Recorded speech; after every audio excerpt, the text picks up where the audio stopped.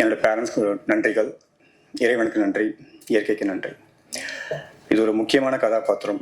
ஒவ்வொரு நடிகனுக்கும் ஒரு முக்கியமான கதாபாத்திரம் பண்ணணும், அது திரைக்கு வரணும், பெரியவங்க வந்து இந்த மாதிரி ஒரு அக்கேஷன் நடக்கணுன்றது ஒரு கனவாக இருக்கும். அந்த கனவை நினைவாக்கிய எங்களது இயக்குனர் எனக்கு வாய்ப்பளித்த பாலகிருஷ்ணன் சாருக்கு என்னுடைய மனமார்ந்த நன்றிகள், கோடான கோடி நன்றிகள். மறக்க முடியாத நாள் எனக்கு. ஆக்சுவலி மேடையில் அமைந்திருக்கும் அனைத்து பெரியவர்களுக்கும் நன்றி. இது எனக்கு முதல் பேச்சு, ஏதோ தவறு பண்ணுற ஒரு கான்ஷியஸாக இருக்குது.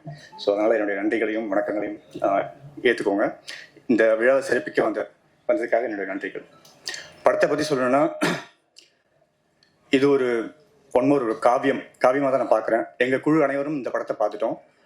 ரொம்ப சிறப்பாக வந்திருக்கு. மேடை பேச்சுக்காக சொல்லலை, ஒரு ஃபீல் குட் மூவி. உலகத்தில் இருக்கிற ஒவ்வொரு தமிழர்களும் கண்டிப்பாக பார்க்கணுன்னு நான் இப்போது ரிக்வெஸ்ட் பண்ணிக்கிறேன். ஏன்னா அப்படிப்பட்ட ஒரு மெசேஜ் திருவள்ளுவர் வந்து நம்ம கேள்விப்பட்டிருக்கோம், புத்தகத்தில் படிச்சிருக்கோம். அவர் வந்து என்ன பண்ணியிருப்பாரு, அவர் எப்படி வாழ்ந்திருப்பாரு, அந்த சூழ்நிலைகள் எப்படி இருக்கும், இதெல்லாம் வந்து கற்பனையாக இருந்தது. படம் பார்க்கும்போது எனக்கு ரொம்ப வியப்பாக இருந்தது. ஏன்னா கதை ஃபுல்லாக தெரியாது, என்னோட கேரக்டரைசேஷன் மட்டும்தான் தெரியும். படமாக பார்க்கும்போது ரொம்ப இன்ட்ரெஸ்டிங்காக இருக்குது. நீங்கள் அனைவரும் படத்தை பார்க்கணும், தியேட்டருக்கு வரணும். தமிழர்கள் மட்டும் இல்லாமல் உலகத்தில் திருக்குறளும் திருவள்ளுவரும் தெரிஞ்ச அனைவருமே இந்த படத்தை ஒரு முறையாக பார்க்கணும். என்னோட தாழ்மையான வேண்டுகோள். பத்திரிகை நண்பர்கள், ஊடக நண்பர்கள் அனைவருக்கும் நன்றி. இந்த படத்தை கொண்டு போய் மக்கள்கிட்ட சேருங்க, சினிமா விரும்பிகள்கிட்ட சேருங்க.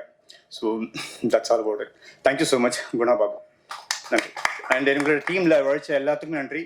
உதயகுமார் அண்ணா, ஜெயராஜ் அண்ணா, மகேஷ் அண்ணா, and Edwin sir, editor Vinod, முக்கியமாக இளையராஜா சார். என்னுடைய வாழ்க்கையில் முதல் படம் ஹீரோவா, ஹீரோன்னு சொல்கிறத விட ஒரு லீட் ரோல். லைக் படம் பார்த்தீங்கன்னா தெரியும். இளையராஜாவோட மியூசிக்கில் பண்ணுறதுன்றது ஒரு அபூர்வமான விஷயம். எனக்கு அது அமைஞ்சது. ரொம்ப நன்றி சார். சார் சீரியஸ்லி ரொம்ப thanks sir. Thank you so much.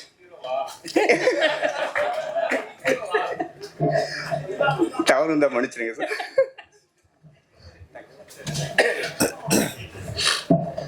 Thank you sir, thank you so much and வாழ்த்துக்கள். அனைவருக்கும் வணக்கம். மேடையில் அமர்ந்திருக்கும் பெரியோர்களுக்கும் பத்திரிகை நண்பர்களுக்கும் கொட்டாட்சியோட பணிவான வணக்கம். எல்லாருக்குமே ஒரு கனவு இருக்கும். எனக்கு அந்த கனவு இருந்தது. நான் நாகேஷ் சாரோட மிகப்பெரிய ஒரு வெறிய ஃபேன்ஸ்.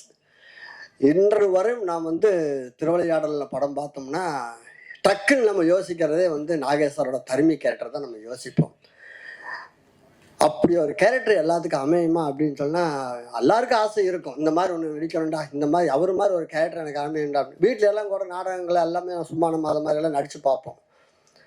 ஆனால் டைரக்டர் என்னை கூப்பிட்டு பார்த்து, கொட்டாச்சி இதில் ஒரு விஷயம் ஒன்று இருக்குது, நீங்கள் பண்ணுங்க அப்படின்னு சொன்னார். கேட்குறப்போ நான் இதை மக்கள் என்னமோ ஏதோ சின்னது ஒரு கேரக்டரு அந்த மாதிரி தான் நான் எனக்குள்ளே நினச்சிக்கிட்டேன். ஆனால் சார் எனக்கு திருவிளையாடல் படத்தில் நாகேஷ் சார் நடித்த ஒரு கேரக்டர் மாதிரி ஒரு தருமி நீங்கள் தான் கொட்டாச்சி பண்ணுறீங்க அப்படின்னாரு. என்னால் அதை இவனுக்கவே முடியல. உண்மையாக இது அப்படின்ற அளவுக்கு நான் வந்து மறைச்சு போயிட்டேன். அப்பேற்பட்ட ஒரு கேரக்டர் எனக்கு கொடுத்துருக்காரு. ஆனால் அதில் ஃபுல் அண்ட் ஃபுல் அவர் வந்து எல்லாரையும் வயிறு ஒழுங்க சிரிக்க வச்சுருப்பார்.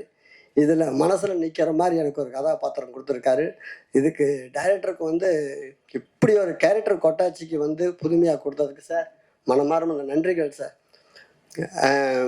கண்டிப்பாக இந்த படம் வந்து எல்லாருமே வந்து பாடப்புக்குலேயும் நம்ம வழிபோக்குலையும் யாரோ ஒருத்தர் சொன்னதுலேயும் பஸ்ஸுலேயும் இந்த மாதிரி ஒவ்வொரு குரலாக தான் நம்ம பார்த்துருப்போம், படிச்சிருப்போம், அப்படியே போயிருப்போம். ஆனால் இப்படி ஒரு படமாகவும் ஒரு பாடமாகவும் நாம் வந்து இந்த படம் மூலமாக வந்து நிறையா விஷயங்கள் நம்ம தெரிஞ்சுக்கலாம். இது வந்து இன்னைக்கு ஜெனரேஷனுக்கும் அடுத்த வரப்போகிற எத்தனையோ ஜெனரேஷனுக்கும் குழந்தைகளுக்கும் போய் இந்த படம் வந்து கண்டிப்பாக சேரும். குடும்பத்தோடு கொண்டு போய் எல்லாரும் படம் பார்க்க வேண்டிய படம் என்ன படம்னா அது திருக்குறளாக தான் இருக்கும். அதுக்கு வந்து இந்த படம் நாங்கள் பார்த்துட்டோம். அதனால தான் நான் வந்து இவ்வளோ பெருமையாக நம்ம சொல்கிறோம். இந்த மாதிரி ஒரு படம் இல்லை, இது ஒரு பெரிய ஒரு காவியம். இப்படி ஒரு காவியத்தில் நான் இருக்கிறது ரொம்ப பெருமைப்படுறேன். இந்த படம் கண்டிப்பாக எல்லாரும் தியேட்டரில் வந்து பாருங்கள். இந்த படத்தை பெரிய லெவலில் கொண்டு போய் மக்கள்கிட்ட சேருங்க. இந்த மாதிரி படங்கள் தான் ஓடணும். இந்த மாதிரி படங்கள் ஓடணும்னா அதுக்கெல்லாம் நீங்கள் தான் காரணமாக இருப்பீங்க. நன்றி, வணக்கம். இந்த மேடையில் வந்து இப்படி ஒரு தூரம் எனக்கு வந்து வாய்ப்பு கொடுத்ததுக்கு மனமார்ந்த நன்றிகள் சார். வணக்கம் சார். Thank you sir. பெரும்பாலும் இதே பிரசாத் லேப்ல நடக்கக்கூடிய ஆடியோ லான்ச்ல வந்து பேசக்கூடிய விஷயம் என்னவா இருக்கும் அப்படின்னா, தமிழ் நடிகைகள் வந்து பெருசா பயன்படுத்துறதுல, தமிழ் நடிகைகள் வந்து படங்கள்ல இல்ல அப்படின்றது தான். ஆனா யார் சார் சொன்னது? திருக்குறள் படத்தை வந்து பாருங்க சார். மேடையில 2 அழகான நடிகைகள், முதல் வரிசையில எவ்வளவு அழகான தமிழ் பேசக்கூடிய நடிகைகள் வந்து இருக்காங்கன்றத பாருங்க சார் அப்படின்னு தான் சொல்ல தோணுது. சிறப்பான நடிப்பை எல்லாருமே கொடுத்துருக்கீங்க. ஸோ படத்துலயும் ட்ரெய்லர்லயும் பாடல்லையும் நம்ம பார்த்தோம். ரொம்ப அழகான நடிப்பை வந்து நம்ம கொடுத்துருக்கக்கூடிய படத்துல ஒன் ஆஃப் த லீடா நடித்திருக்கக்கூடிய பாடினி அவர்களை பேசுமாறு அன்புடன் அழைக்கிறோம்.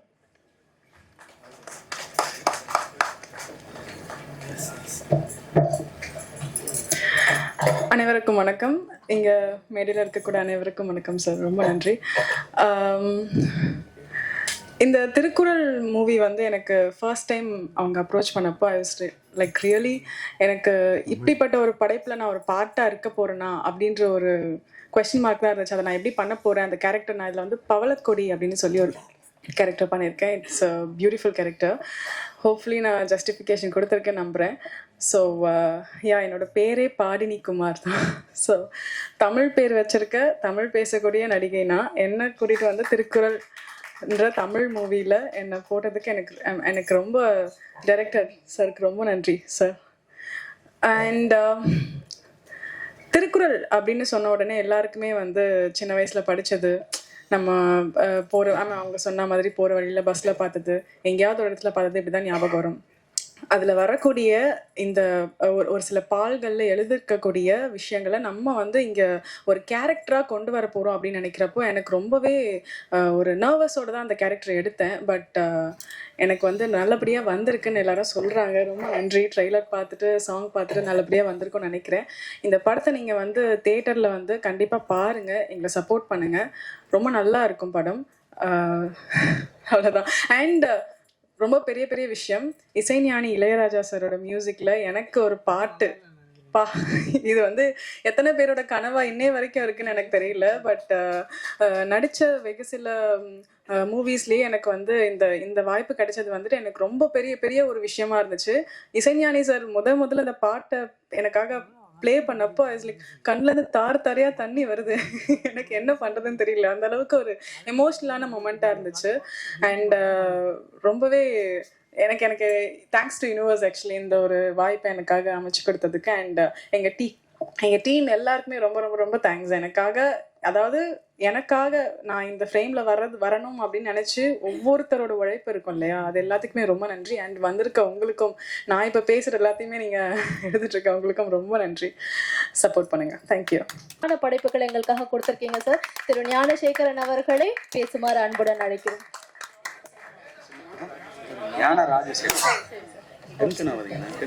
திரு ஞான ராஜசேகரன் அவர்களை பேசுமாறு அன்புடன் அழைக்கிறோம்.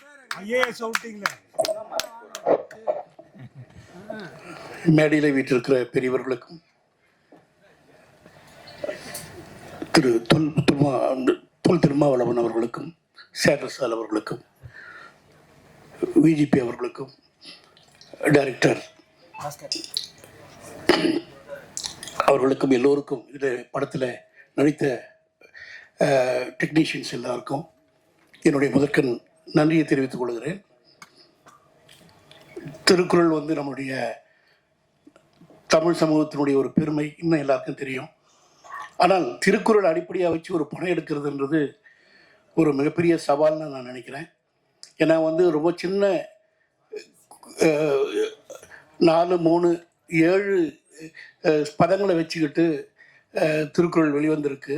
அதை வச்சுக்கிட்டு வந்து அது எப்படியான ஒரு உலகத்தை வந்து அது சிருஷ்டி பண்ணுதுன்னு சொல்லிட்டு யோசித்து அந்த ஒரு விஷுவலைசேஷன் பண்ணுறதுன்றது மிகப்பெரிய சவால்.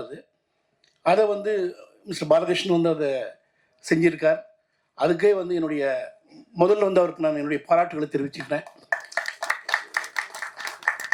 அதுவும் இன்றைக்கி இருக்கிற தமிழ் சினிமாவுடைய சூழல் வந்து எப்படி இருக்குன்னு உங்களுக்கு எல்லாருக்கும் தெரியும்.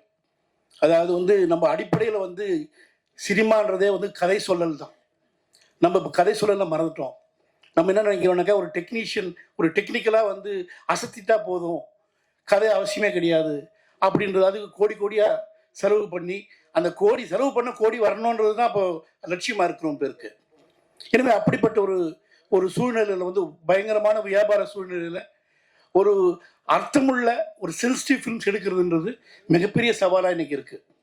அதனால தான் நீங்கள் பார்த்தீங்கன்னா தெரியும், சின்ன சின்ன உணர்வுகள் உள்ள படங்கள்லாம் வந்து இன்னைக்கு சில படங்கள் வந்து இப்போது டூரிஸ்ட் ஃபேமிலி இது மாதிரி படங்கள்லாம் வந்து இன்னைக்கு ஏன் மக்களை கவருதுனாக்கா, ஜனங்க வந்து இந்த ஜங்கிளில் மாட்டிட்டு இருக்காங்க, டெக்னிக்கல் ஜங்கிளில் மாட்டிக்கிட்டு அதுலேருந்து வெளிவரத்துக்கு இப்போ எப்படி வந்து நம்ம சுவையான சாதாரண உணவு சாப்பிட்ருந்தோம், தோசை இட்லி மாதிரி சாப்பிட்ருந்த ஆட்களுக்கு வந்து ஒரு கவர்ச்சியான பர்கர் இது மாதிரிலாம் பண்ணி அதுக்கு அதிகமான அட்வர்டைஸ்மெண்ட் பண்ணி நம்மளுடைய சுவையை வந்து எப்படி இந்த இன்னைக்கு இருக்கிற உலகம் வந்து நம்மளை வந்து ரைட் பண்ணுதோ அது மாதிரி தான் இன்னைக்கு சினிமா பல பேர்கிட்ட கழிச்சு அது ஒரு குதிரைப்பந்தயம் மாதிரி ஓடிட்டு இருக்கு. ஸோ இந்த சூழ்நிலையில் வந்து ரொம்ப சில பேர் மட்டும்தான் வந்து இங்கே இந்த ஒரு எதிர்காலத்தில் நம்ம வந்து நம்ம எங்களுடைய உழைப்பெல்லாம் நம்ம விரயம் பண்ணி நாங்கள் பண்ணிட்டு இருக்கோம். அதுக்கு வந்து நிச்சயமாக வந்து ஆனால் அதே சமயத்தில் வந்து ரொம்ப பெருமை என்னன்னாக்கா, தமிழ் சமூகத்தில் வந்து நீங்கள் ஒரு வித்தியாசமான படத்தை நீங்கள் எடுத்தீங்கன்னாக்கா அதுக்கு வந்து இங்கே இருக்கிற ப்ரெஸ்ஸும் மக்களும் வந்து ஆதரிக்கிறாங்கன்றது வந்து ஒரு மிகப்பெரிய உண்மை. அது இல்லைன்னா என்ன மாதிரி ஆளுங்க வந்து இன்னைக்கு 6 படம் எடுத்துருக்க முடியாது. ஏன்னா நிச்சயமாக வந்து இங்கே வித்தியாசமான படங்களுக்கு வந்து மிகப்பெரிய வரவேற்பு இருக்குது. அது ரொம்ப பேர் சொல்கிறாங்க மலையாளத்தில் தான் அப்படி இங்கே கிடையாது, அப்படியெல்லாம் கிடையாது. மலையாளத்தை விட நான் 27 வருஷம் நான் கேரளாவில் சர்வீஸ் பண்ண ஆள், நான் அத்தன்டிக்காக சொல்ல முடியும், மலையாளத்தை விட தமிழ் ரசிகர்கள் தான் வந்து வித்தியாசமான படத்தை அங்கீகரிக்கிறவங்க. ஏன்னா மலையாளத்தில் நீங்கள் பார்த்தீங்கன்னாக்கா இப்போ ஒரு அடூர் கோபாலகிருஷ்ணன்லாம் நமக்கு தெரியும், ஆனால் அடூர் கோபாலகிருஷ்ணனுக்கெல்லாம் அங்கே வரவேற்பு கிடையாது. சினிமா அங்கே வந்து அந்த படங்கள்லாம் வந்து 4 நாள் கூட ஓடாது. பட் இங்கே வந்து இப்போ நான் வித்தியாசமான படம் எடுத்துட்டு நான் 3 படம் 100 நாள் ஓடி இருக்கு எனக்கு. ஸோ இதெல்லாம் வந்து தமிழ்நாட்டில் தான் கிடைக்கும். தமிழ்நாட்டில் வந்து என்ன ஒரே ஒரு பிரச்சனைனாக்கா, நம்ம ஊரில் எல்லா நகரங்கள்லையும் நம்ம இருக்கோமே, இது நல்ல ரசிகர்கள் இருக்காங்க, ஆனால் அவங்கள ஒன்றா சேர்த்து அதை கமர்ஷியலி வைபிள் ஆக்குறது கஷ்டமாக இருக்குது. நமக்கு எல்லா ஊர்லேயுமே நல்ல ரசிகர்கள் இருக்காங்க, ஆனால் அவங்களாம் ஒன்றா சேர்ந்து இப்போ தியேட்டருக்கு வரதுக்குள்ளே இந்த படம் போயிடும். ஏன்னா இதுக்கு வந்து அது கமர்ஷியல் ஆதரவு இல்லாதனால. ஸோ அதனால் அப்படிப்பட்ட பிரச்சனைகள்லாம் இருக்குது. இது மாதிரி பிரச்சனைகளில் என்ன மாதிரி இருக்கிற ஒரு குரூப் இருக்குது தமிழ் சினிமாவில். அதில் வந்து மிஸ்டர் பாலகிருஷ்ணன் ஒருத்தர்ன்றது ரொம்ப பெருமையாக இருக்குது. ஏன்னா இப்படிப்பட்ட ஆட்கள் ரொம்ப பேர் வரணும். எனக்கு தமிழ்ன்றது வந்துங்க, தமிழ் சொசைட்டின்றது வந்து ரொம்ப ஒரு வர்த்தக சொசைட்டி கிடையாது. இது வந்து ஒரு வர்த்தகத்துக்காக பிறந்த ஒரு சொசைட்டி கிடையாது. இது ஒரு மார்வாடி சொசைட்டி கிடையாது. இது வந்து ஒரு ரொம்ப ரொம்ப நுட்பமாக பல விஷயங்களை ரசிக்கிற ஒரு சொசைட்டி. எனவே இந்த சொசைட்டியில் வந்து நிச்சயமாக இது மாதிரி படங்கள் வந்து ஒரு வரவேற்பு கிடைக்கும்ன்ற நம்பிக்கை எனக்கு இருக்குது. வரவேற்பு கிடைக்கணும், அதே மாதிரி வரவேற்பு அளிக்கணும்னு சொல்லிட்டு வேண்டிக் கொண்டு என்னுடைய சிறிய உரையை நிறைவு செய்கிறேன். வணக்கம். ஏன்னா நிறைய சம்பவங்கள் பண்ணியிருக்காரு அப்படின்னே சொல்லலாம்.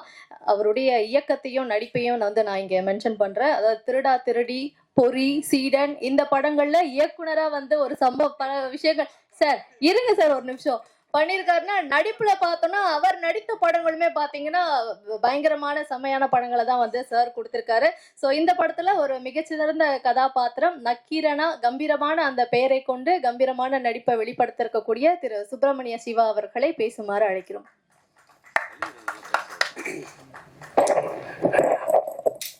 அன்பாலான அனைவருக்கும் வணக்கம். இசைஞானி இளையராஜாவினுடைய இசை பாடல்களில் பாலகிருஷ்ணன் சார் இயக்கத்தில் திருக்குறள், திருவள்ளுவரோடு ஒரு பயணம், இந்த பயணத்தில் கலந்து கொண்டு இருக்கின்ற உங்கள் அனைவருக்கும் நன்றியும் அன்பும். என்னை பற்றி இவங்க சொன்னாங்க, திரு ஞான ராஜசேகரனும் பாலகிருஷ்ணன் சாரும் அண்ணன் திருமாவும் பிஜேபி ஐயா இருக்கிற இடத்தில் நம்மளெல்லாம் பேசுறதுக்கு நம்மளாம் ஒரு துரும்பு தூசி. அதை நான் பதிவு பண்ணிக்கிறேன். ஏனென்றால் இந்த உலகத்தினுடைய உழைப்பு எப்படி மிகப்பெரிய ராஜ்யமாக நீங்க ஆக்க முடியும்ன்றதுக்கு எடுத்துக்காட்டு பிஜேபி குரூப். அந்த அவங்களுடைய வரலாறை ஒவ்வொருத்தனும் படிச்சுட்டாலே நீங்க வாழ்க்கையில் எந்த இடத்தில் எப்படி முன்னேறணுன்றத நீங்க கண்டுபிடிச்சுக்கலாம். இன்னைக்கு இருக்கிற ஒரு ரேடியோ, ஒரு டிவி தெருவா போய் வித்து இன்னைக்கு வந்து ஷோரூமா இன்னைக்கு யாரெல்லாம் வச்சிருக்காங்களோ அவங்களுக்கெல்லாம் முன்னோடி அவங்க தான். அவர் திருவள்ளுவருடைய சிலையை உலகம் பூரா வைக்கிறாருன்றது நம்ம வாழ்க்கையில அதான் ஒண்ணு வைக்க முடியுமா? அப்படி ஒரு மாமனிதர் இருக்கிற இடம் இது. அதே மாதிரி இன்றைக்கு இருக்கின்ற அரசியல் தலைவர்களில் மிகச்சிறந்த தலைவரும் மிக வலிமையான தலைவரும் எல்லாருக்குமான தலைவருமாக இருக்கின்றவர் அண்ணன் திருமாவர்கள். அவர் இருக்கிற அங்க பாருங்க, நான்லாம் 99ல் தஞ்சாவூர்ல பூச்சி மருந்து ரெப்பா ஒர்க் பண்ணிட்டு இருப்பேன். வில்லேஜாக போய் விவசாயிகளுக்கு மருந்து எழுதி கொடுக்கறது, அவங்க வயலை பார்க்கறது, அதில் பூச்சி விழுந்துருக்கும், குருத்து பூச்சி, அடுத்தது வந்து இலை சுருட்டு புழு, அல்லது பருத்தியில் வந்து நிறையா பூச்சி வரும். இந்த மாதிரியெல்லாம் விவசாயிகளுக்கு எழுதி கொடுப்பாங்க. ஒவ்வொரு வில்லேஜ்லேயும் அத்துமீறி அடங்க பாருங்க இந்த மாதிரி எழுதி அண்ணன் பேரை தான் எழுதியிருக்கோம். நான் சொல்றது 97, 98, 99. நான் வந்து மிரளுவேன். ஒவ்வொரு வில்லேஜ்லையும் அது இருக்குங்க. இப்படி எப்படி போய் அங்க இளைஞர்கள் மத்தியில வில்லேஜ்ல ரீச் ஆனாருன்னு எனக்கு மிகப்பெரிய ஆச்சரியமா இருக்கும். அப்படி ஒரு தலைவர் இருக்கிற இடம் அது. அதே மாதிரி பாலகிருஷ்ணன் சார், நான் வந்து என்னன்னு கேட்டீங்கன்னா அவர் உளவுத்துறை அதிகாரின்னு தான் சொல்லுவேன். சார் நீங்க இயக்குனராக இருக்கிறதுங்கிறது மறைமுகமே ஏதோ ஒரு வேலை இங்க செஞ்சுக்கிட்டு இருக்க கூடாது அப்படின்னு இருக்கீங்க இங்க. ஆனா நீங்க எந்த உளவுத்துறைக்கு அதிகாரி? நீங்க அது வந்து ரஷ்ய உளவுத்துறையா, ராவா, அல்லது மொசாட்டா அப்படின்னு கேட்டுக்கிட்டே இருப்பேன் நானு. ஏன்னா எனக்கு அவரை பார்த்தா ஒரு இயக்குனருக்கான எதுவுமே இருக்காது. மிகச்சிறந்த ஒரு பண்பாளருக்கான ஒரு இதுவாக தான் இருக்கும். எதுவுமே வந்து அதாவது நிறைகுடம் தளம்பாது, நடுக்கடல் வந்து அலையடிக்காத மாதிரியே இருப்பார். அவர் எல்லாருக்கும் இடம் தருகின்ற மாபெரும் மனிதர் அவர். அதே மாதிரி அண்ணன் வி. சேகர் அண்ணன் எங்களுக்கெல்லாம், அதாவது நீங்கள் வந்து சேக்குரா, பிடல் காஸ்ட்ரோ, மூலதனம் இப்படிலாம் புத்தகங்களை நாங்கள் வந்து கொஞ்சம் கொஞ்சம் படித்தாலும் எங்கள் இயக்குனர் சங்கத்தில் அதிகம் அதை பற்றி பேசினவர் அவர் தான். ஆனால் அதிக குடும்ப படங்களை எடுத்தவர். ஆனால் அவர் பேச்சில் சாமானிய மக்களுக்கும் அதாவது உழைக்கும் மக்களுக்குமான அந்த உரை தான் எங்களுக்கு கொடுத்துக்கிட்டே இருப்பாரு. அப்படி ஒரு இயக்குனர் இருக்கிற இடம். அதே மாதிரி இந்த படத்தினுடைய கேமராமேனை சொல்லணும், எடுக்கும் போது அப்படி தெரியலவங்க, தெரியவே இல்லை. சின்ன பிள்ளைக்கு உடம்பு பூரா அறிவுன்னு வாங்கல்ல, அந்த மாதிரி ஒரு எட்டின் வந்து பிரமாதமான ஒர்க்கு பண்ணியிருக்காரு இந்த படத்துல. எனக்கு ஆச்சரியமா இருந்தது. ஏன்னா எடுக்கும் போதே ரெடிங்க எடுத்துடுறாரு. ஆனால் இதில் பார்க்கும்போது அது டிஏயா இருக்கட்டும், டெக்னிக்கல் ஒர்க்காக இருக்கட்டும், பிரமாதமாக இருக்கு. குறிப்பாக இவர் வந்து தமிழ் சினிமானுடைய மிகப்பெரிய இயக்குனராக வந்துடுவார். ஏன்னா எவன் ஒருவன் பெண்களை அழகாக காட்டுறானோ மிகப்பெரிய கேமராமேன் ஆகிடும். இதில் நடிச்சிருக்கிற பெண்களுக்கெல்லாம் என்னுடைய மனமார்ந்த நன்றி வணக்கங்க. ஏன்னா இந்த ஜாக்கெட் இல்லாமல் நடிக்கிறது இருக்குல்ல, ஐயோ கழிவு கூட வராது. நாங்களும் இப்போ போய் மதுரை, ராமநாதபுரம், அது பிறகு நான் தேனியெல்லாம் போயிட்டோம். இந்த கிழவிங்க 50 வயசு 60 வயசு கிழவிங்க வரும்ல, 60 வயசு கிழவி, அம்மா நீங்களாம் அந்த காலத்து பெண்கள்மா ஜாக்கெட் இல்லாமல் ஐயோ நான் வரமாட்டாங்க. ஆனால் இந்த படத்தில் அத்தனை பேரும் அந்த கேரக்டரை உணர்ந்து, அந்த கேரக்டருக்கு நம்ம இப்படி இருக்கணும்னு நினச்சி அது வந்து நடித்தது இருக்குல்ல, அவங்களுக்கெல்லாம் இந்த தமிழ் சினிமா ரொம்ப கடமைப்பட்டிருக்குமா. ரொம்ப, அதாவது ஒரு பெண் வந்து ஸ்லீவ்லெஸ்ல அவங்க விருப்பப்பட்டு போவாங்க, கம்மியான உடை கூட போட்டு போவாங்க. நம்ம சொன்னா கேட்க மாட்டாங்க. அதுவும் சினிமாவில் ரொம்ப அவங்க ஒரு 50-100 பேர் நிற்போம் இல்லையா, அப்போ அந்த உடை அவங்களுக்கு ரொம்ப பார்த்துக்கிட்டே இருப்போம் இல்லையா, அதுக்காக நினைக்கிறேன். பட் நீங்கள்லாம் மனப்பூர்வமாக நடிச்சிருக்கீங்க, என்னுடைய அன்பான வாழ்த்துக்கள். அப்புறம் குறிப்பாக இதில் இசை வந்து ரொம்ப அருமையாக இருக்குது. ராஜா அவரை பற்றி சொல்ல வேண்டியதில்லை, இசைஞானியை பற்றி. இந்த படத்துலையும் அதாவது இளையராஜா மட்டும்தாங்க பெரிய படத்துலையும் இசையமைச்சவர், சின்ன படங்களுக்கு இசையமைச்சர். இன்னைக்கு இருக்கிற பெரிய எந்த இசையமைப்பாளரும் சின்ன படங்களுக்கு பண்ண மாட்டாங்க. ஏன்னே நம்மளுக்கு புரிய மாட்டுது. ஆனால் இசைஞானி மட்டும்தான் அந்த காலத்துலேருந்து இந்த காலம் வரைக்கும், அது பெரிய படமானாலும் சரி சின்ன படம், அதுக்காக அவர் கையெடுத்து கும்பிடலாம். தமிழ் சினிமா வந்து 30 வருஷம் அவராலே வாழ்ந்தது. என்ன, அவருக்கும் என்னுடைய மனமார்ந்த நன்றிகள். அடுத்தது வேற யாரையாவது விட்டனா இல்லை, இந்த மேடையில் இவங்கெல்லாம் இருக்கும்போது நானும் இருந்தது எனக்கு பெருமையாக இருக்குது. இன்னொன்று, இதில் நக்கீரன்னா ஒரு சின்ன கேரக்டர் தான். அது நக்கீரன்ற கேரக்டர் பெருசு, ஆனால் இதில் நான் சின்னதாக தான் பண்ணியிருக்கேன். ஏனென்றால் பாலகிருஷ்ணன் சார் மட்டும் கிடையாது, நக்கீரன் வந்து கடவுளை பார்த்து கேள்வி கேட்டான். ஏன்னா திருக்குறள் ஒரு அறமான நூல். இப்போ தொல்காப்பியம் இருக்குன்னு வைங்க, தொல்காப்பியத்தினுடைய முதல் இது இன்பம், அதுக்கு பிறகு தான் அறம், அதுக்கு பிறகு அந்த திருக்குறள் தான் அறத்தை முதல்ல வைக்கிறான். ஆத்தைச்சூடி அறஞ்செய்ய விரும்புன்றான். ஆத்தைச்சூடி என்பது என்ன? சிறுவர்களுக்கும் இளைஞர்களுக்கும் நற்பண்புகளை சொல்வது ஆத்தைச்சூடி. அதனுடைய முதலே அறம் செய்ய விரும்புன்றா கேள்வி. அப்ப அதற்கான நூல் இது. இப்ப என்ன இருக்காங்க, திருமகன் என்ன இருக்காங்க, அவர் வந்து ஒரு ஹீரோவாக இருக்கணுங்க அரசியல். ஒரு சில வருடங்களுக்கு முன்னாடியே இவர் வச்சு சீல் ஷூட் பண்றாங்க. உங்களுக்கு எல்லாம் ஞாபகம் இருக்கான்னு தெரியல, கொஞ்சம் சீனியர் பத்திரிகையாவே தெரியும். சீல் ஷூட் பண்ணோன்னே இப்ப நம்ம என்ன நினைப்போம், விஜயகாந்த் மாதிரி இன்னொரு ஹீரோ வந்துட்டாரு, என்ன முரளிக்கு அண்ணன் மாதிரி ஒரு ஹீரோ வந்துட்டாரு, ஒரு ஒரு மண் சார்ந்த ஒரு ஹீரோ வந்துட்டாருன்னு நம்ம நினைப்போம். அவர் அரசியலே இப்போ பயங்கர பிஸியா இருக்காரு. சில் ஷூட் நடக்குதுன்னாங்க. சரி, அந்த சில்லாம் பார்த்தேன் நான். சரி, இன்னொரு ஹீரோ வரப்போறாருன்னா அவருடைய அரசியல் அந்த இடைவிடாத பணியில ஒரு தமிழ் சினிமாவுக்கு ஒரு சிறந்த ஹீரோ நம்மளுக்கு கிடைக்காம போயிட்டாருன்றதுதான் நம்மளுக்கு இது. பட் இந்த மாதிரியான இப்ப இந்த மாதிரியான இசை விளையாட்டு விழாக்கெல்லாம் அண்ணன் வர்றது ரொம்ப பெருமையா இருக்கு. உங்கள் அனைவருக்கும் நன்றி. யாராவது விட்டு இருந்தான்னா மன்னிச்சுக்கணும். கொட்டாச்சி மிகச்சிறந்த ஒரு கலைஞன். இதுல திருவள்ளுவராக நடிச்சிருக்காரு, ரொம்ப அருமையா நடிச்சிருக்காரு. யாராவது அதே மாதிரி இதுக்கு ஃபண்டு பண்ணவங்க, இந்த மாதிரி படங்களுக்கு உதவி பண்றது இருக்கு இல்லையா, அதுதான் அறம். வையத்துள் வாழ்வாங்க வாழ்பவன் வானோரையும் தெய்வத்துள் வைக்கப்படும். அந்த வாழ்வாங்கன்றது என்ன தெரியுமா? நீங்க அறம் உள்ளவர்களுக்கு சிறந்ததுக்கு உதவி செய்யறது தான். அப்படி செஞ்சு வாழ்ந்துட்டீங்கன்னா நீங்க கடவுள்கிட்ட போய் கடவுள் மாதிரி வாழலாம். நன்றி, வணக்கம். Thank you sir, thank you so much. 2 முக்கிய நபர்களை பத்தி இந்த மேடையில வந்து நாங்க பதிவு செய்யணும்னு நினைக்கிறோம். திரு டிபி ராஜேந்திரன் அவர்கள் முதன்மை கொடையாளராக இருக்கிறாரு இந்த படத்தை பொறுத்தவரையில்.